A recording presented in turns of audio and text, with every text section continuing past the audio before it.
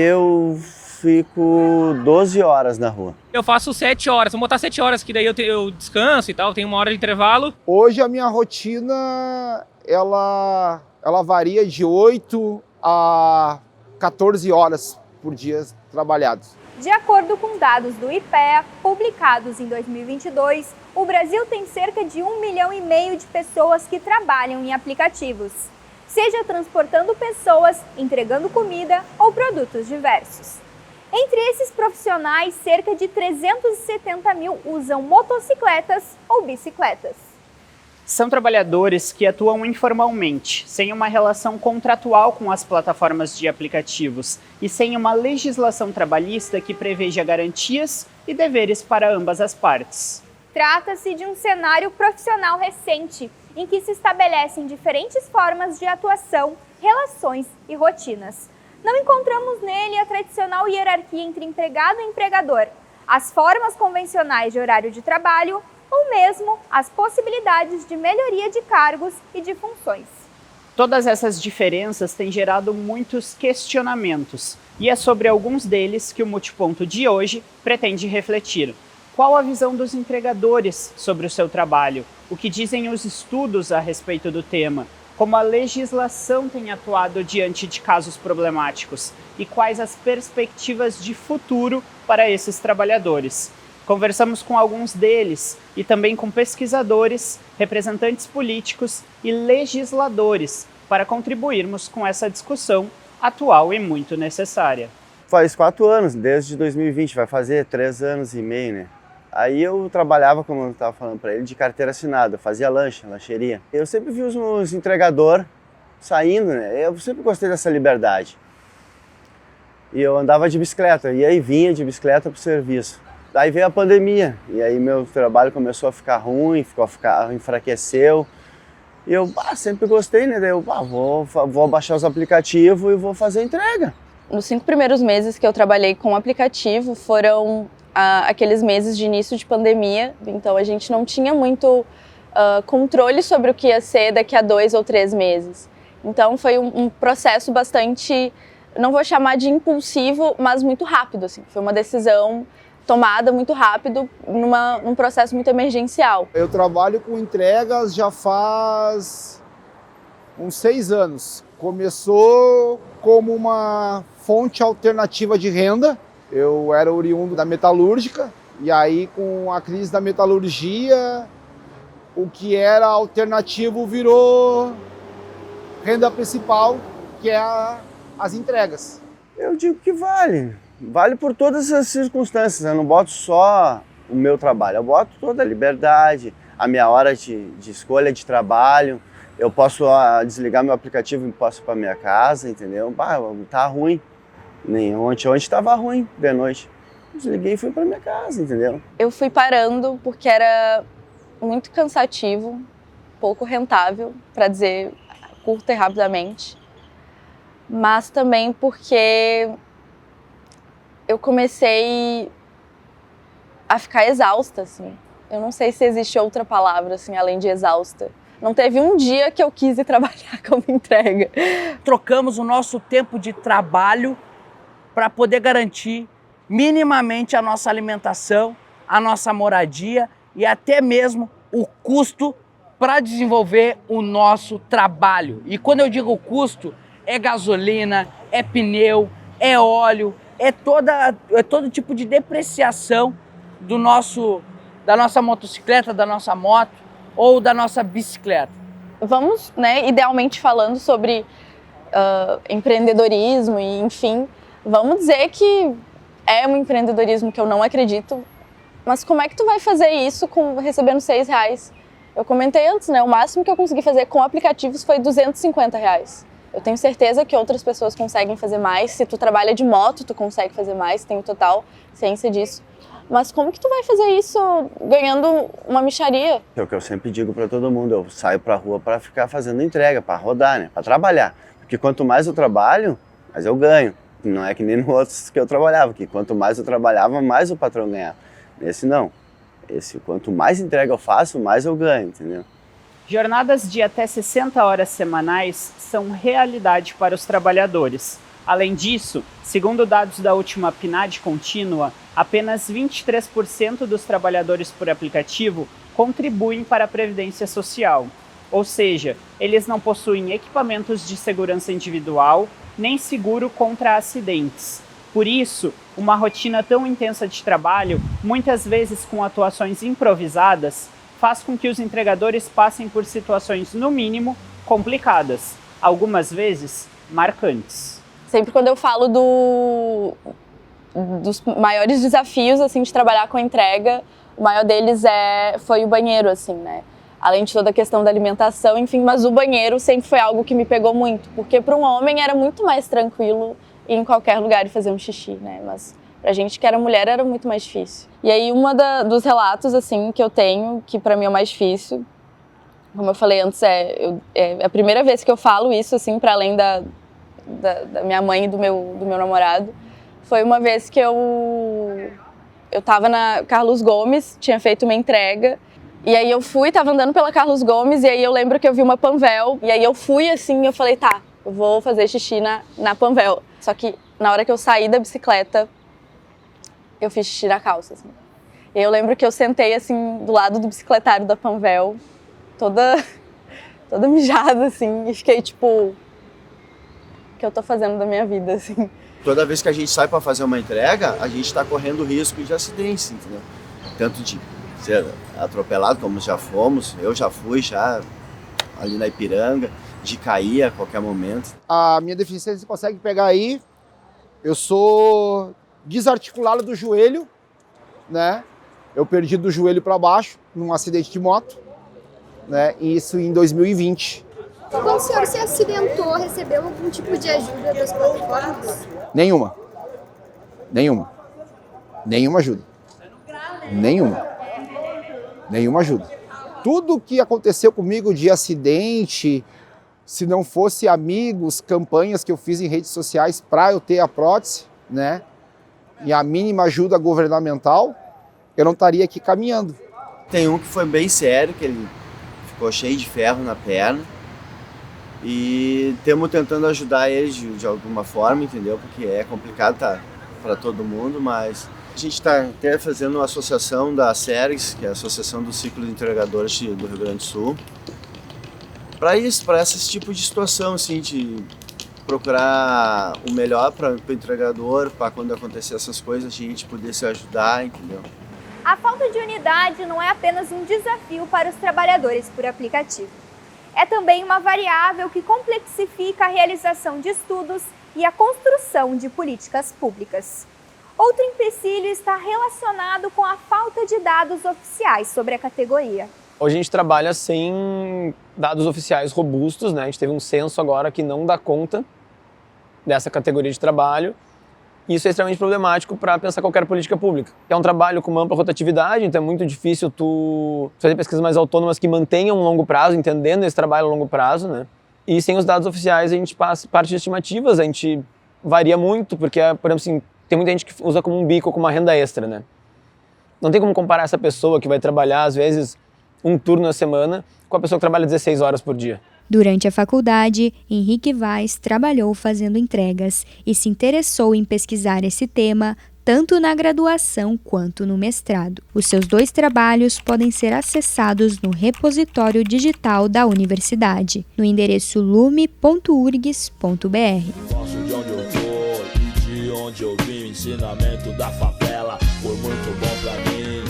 Cada lugar um lugar, cada lugar uma lei, cada lei uma razão, eu sempre respeitei qualquer jurisdição, qualquer área, Jardim Santo Eduardo, Grajaú, Missionário. Acho que até hoje, assim, ainda é muito difícil da gente dizer que o trabalhador por aplicativo é uma categoria única, né? Acho que hoje, a partir dos debates até que estão sendo trazidos pelo governo, se tem uma iniciativa de um debate, né, em torno de uma categoria, né, de se trabalhar dessa forma. A URGS, assim como diversas instituições ao redor do mundo, integra o Fair Work, projeto da Universidade de Oxford.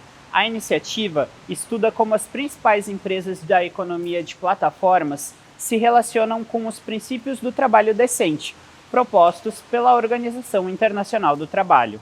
Na segunda rodada de pesquisas no Brasil, um documento divulgado em julho deste ano destaca o contexto da economia de plataformas no nosso país, em especial a regulação desta forma de trabalho e a relação de forças entre contratantes e contratados. O Fair Work é um projeto de pesquisa-ação coordenado a partir da Universidade de Oxford, que hoje está presente em mais de 40 países. Então, a ideia do projeto, né, em si é avaliar plataformas digitais de trabalho em diferentes modalidades e estabelecer uma comunicação com essas plataformas para que seja possível que elas implementem algumas dos princípios que são propostos pelo projeto. Tinha e tem ainda, né, muito o discurso de que esses trabalhadores são subjugados pelas tecnologias, né, ou seja, né, que eles são escravos digitais, né, que eles não têm nenhum poder de autonomia. E isso, de um certo ponto de vista, é óbvio que acontece mesmo, né, a plataforma ela detém muito mais informações do que os próprios trabalhadores, né, mas no dia a dia essas pessoas não se enxergavam assim, né. Isso não quer dizer que todos se enxergavam como empreendedores ou como trabalhadores livres, né? Mas que cada um deles tinha a sua própria narrativa sobre a plataforma, né? Sobre como lidar com isso, né? Jonathan Madeira Rocha, em sua pesquisa de mestrado, acompanhou durante 14 meses motoristas e entregadores que trabalham por aplicativo. A sua dissertação, Trabalhadores on Demand e Pandemia, uma etnografia com motoristas e entregadores de aplicativo na região metropolitana de Porto Alegre, pode ser acessada no repositório digital da Universidade no endereço lume.urgs.br. A maldade na cabeça o dia inteiro. Nada de roupa, nada de carro. Sem emprego, não tem ibope, não tem rolê. Sem dinheiro, o aplicativo que decide, né? O juiz é o aplicativo. Machuquei e quebrei uma perna. O aplicativo pode decidir se tu te machucou de fato ou não, se ele vai ficar te pagando um tempo ou não. Já vi muitos casos de entregadores que fazem uma vaquinha, um parceiro se machucou, então a gente vai ficar, cada um dá um valor, a gente repassa para ele, né? Existe essa solidariedade, que é um pouco que sustenta, né, essa lógica. Tu tem uma precariedade extrema numa ponta, né, que acaba criando uma solidariedade entre os trabalhadores para se apoiar ali, porque senão o trabalho é impraticável. O que as plataformas têm feito é organizar esses grupos, né, de trabalhadores, muitos deles que nunca tiveram qualquer tipo de benefício, né, e organizá-los em um formato agora mediado por uma infraestrutura tecnológica de comunicação e trabalho, que é uma plataforma. O algoritmo é uma forma de programar o funcionamento dessa plataforma e que é encoberto por uma impessoalidade, é encoberto por suposta neutralidade. O algoritmo ele não tem nada programado, mas na verdade os estudos mostram que ele tem, né? Então é revestido por esses elementos de impessoalidade, mas que consegue controlar o trabalho de maneira muito enfática, né? E sem que se tenha a personificação, por exemplo, de um chefe, de uma figura autoritária. A gente tende a ver esse mundo do trabalho, muitas vezes da CLT, das 8 horas, mas isso é uma realidade parcial do mundo do trabalho, né? O mundo do trabalho está repleto de pessoas que têm jornadas deste nível e tu acaba ganhando mais do que num trabalho formal, muitas vezes. Tem alguns fatores extras, assim, se for para ganhar mal, então eu vou trabalhar pedalando minha bicicleta, sem ninguém me incomodando, usando a roupa que eu quiser, no trabalho, bem entre aspas, que eu quiser, né? Porque se tu trabalha 12 horas, tu trabalha todas as horas, não tem liberdade nenhuma. Né? Pessoas mais jovens, muitos nem experimentaram o trabalho formal de carteira assinada, CLT, os regimes da CLT mesmo, né? Trabalharam muito com o que a gente chama de bico, né? Trabalharam muito com o emprego informal, né? Que é uma categoria muito grande e que talvez o trabalho por aplicativo cooptou muito do que antes se falava, né, sobre esse mercado de trabalho informal do Brasil. E aí pessoas mais velhas, que já tiveram uma trajetória de trabalho, né, na CLT ou em outros meios, né, vem a partir da lógica da rigidez, né, desses contratos, né, da dificuldade de se inserir no mercado de trabalho, né. Não há consenso sobre a melhor forma de mediar a relação entre trabalhadores e plataformas. As percepções entre pesquisadores são heterogêneas. Com isso, a proposição de soluções é tão diversificada quanto a própria categoria. Eu digo que isso é falso, que isso é uma suposta liberdade, porque o que a gente tem visto nas entrevistas e outras pesquisas, que não só a nossa, né, mas outras pesquisas empíricas têm reiterado, é que, na verdade, esses trabalhadores estão ganhando ou a mesma coisa, né, ou um pouquinho a mais do que outros, assumindo as mesmas funções na iniciativa privada com carteira assinada. Porém, eles estão trabalhando, muitas vezes, o dobro de horas, né? Tem que aplicar a CLT os trabalhadores de aplicativo, né?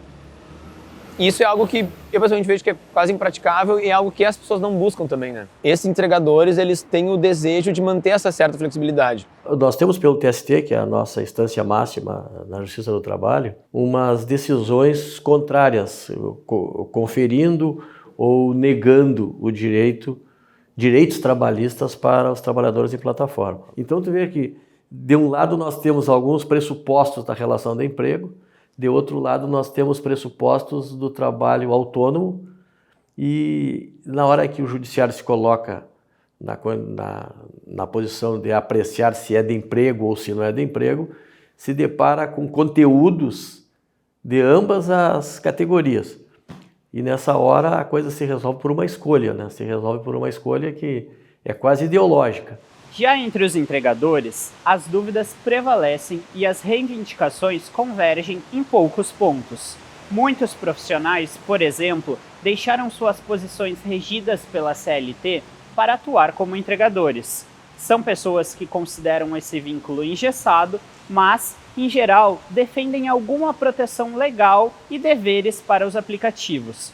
Outros, afetados pelo desemprego, encontraram nessa opção de trabalho uma forma de garantir sua subsistência. Se eu me acidentar ali, eu tô, né, não tenho direito nenhum. Aí eu concordo, sim, mas aí, tipo assim, quando tu vai pensar isso no macro, assim, né, o governo vai vir fazer uma lei e tal, aí parece que sempre quando tem leis, a gente vai ganhar menos por causa das leis, no caso, né.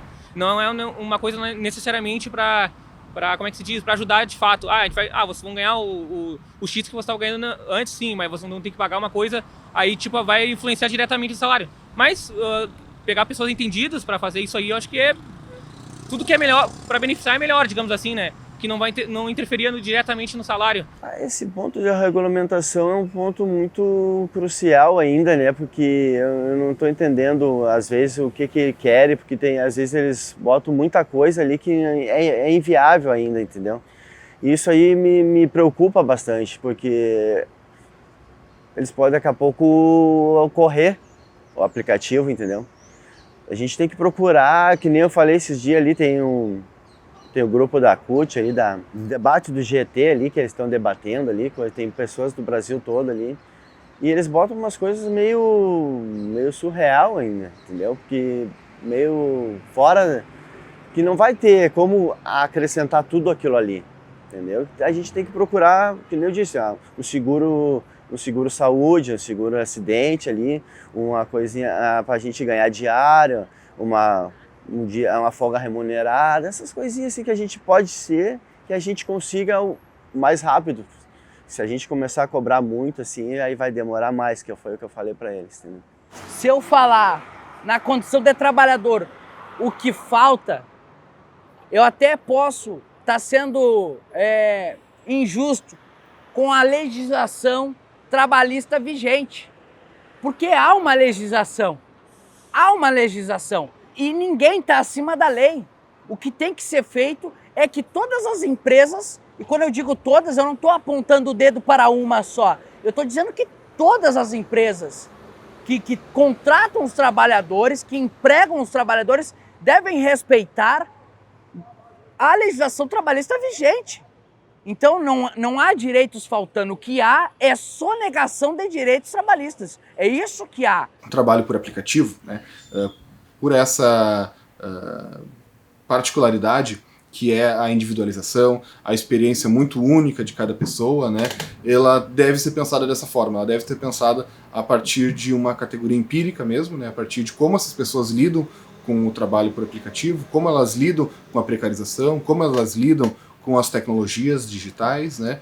E a partir de um entendimento feito nesse sentido, né? A partir desse tipo de informação, desse tipo de dado, aí sim eu acho que é possível formular políticas públicas que vão condizer com a realidade dessas pessoas, né? Ou seja, essas pessoas também participar do processo de formulação das políticas públicas. Essas questões, em um governo democrático, elas são debatidas com os próprios interessados, né?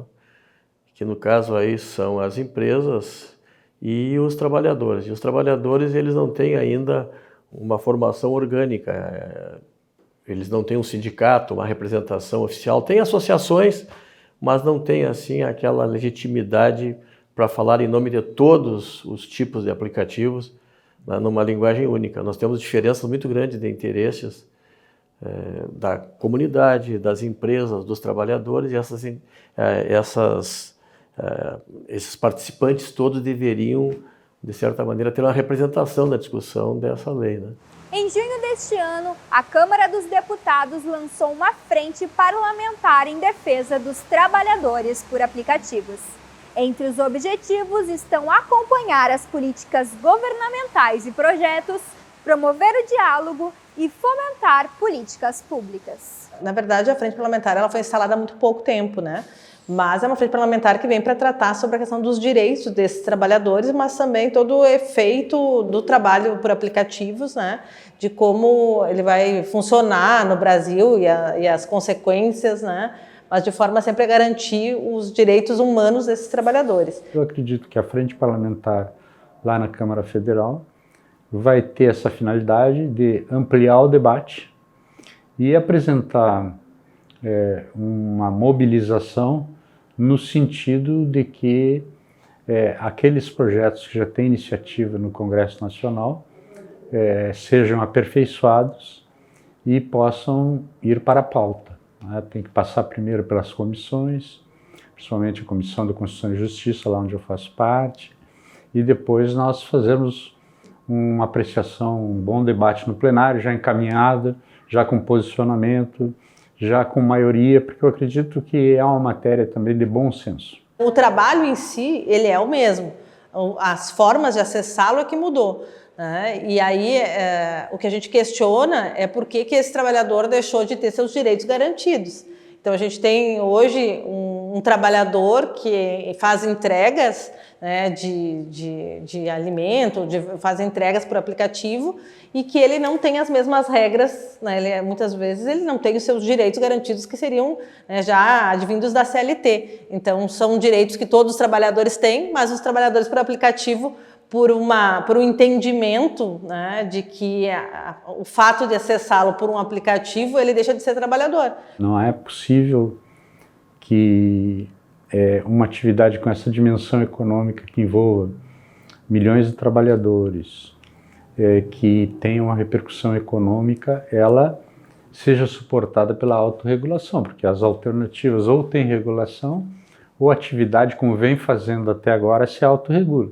A autorregulação significa o seguinte: olha, tem uma parte dos trabalhadores que tem seguro, outra parte dos trabalhadores que não tem seguro, uma parte dos trabalhadores tem proteção previdenciária, outra parte dos trabalhadores não tem proteção previdenciária. Há um grupo de pesquisadores do trabalho por plataforma que tem consensuado que a CLT, o conjunto, né, de leis do trabalho, já seria, digamos assim, alguma medida bastante satisfatória para dar conta de muitos dos pontos que a gente elencou aqui. Ainda existe, né, algumas divergências sobre a compreensão de que se esses trabalhadores devem entrar na CLT ou tem que ter uma lei específica mais flexibilizada, né? Eu diria que esse talvez ainda tem ruídos.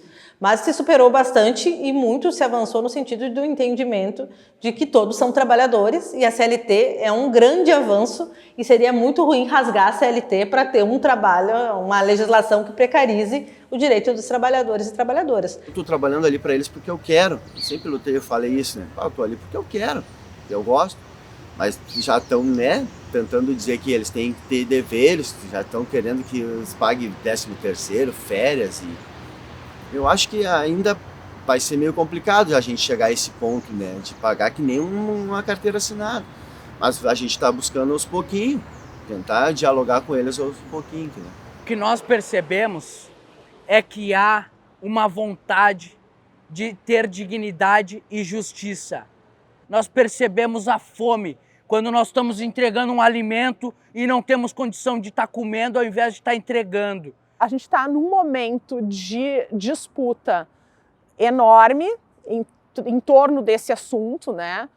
Um momento em que as plataformas estão preocupadas com a sua a imagem, com a sua avaliação, e um momento em que os trabalhadores, né, que sempre historicamente são a ala mais frágil, né, estão tendo bastante dificuldade para conseguir se organizar em torno do tamanho da articulação dessas corporações, né, que são poderosíssimas em vários aspectos. Vou procurar, sei que vou encontrar.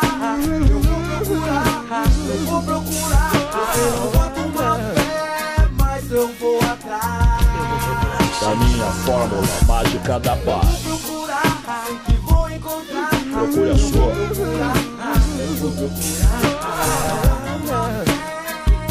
Eu vou atrás da minha.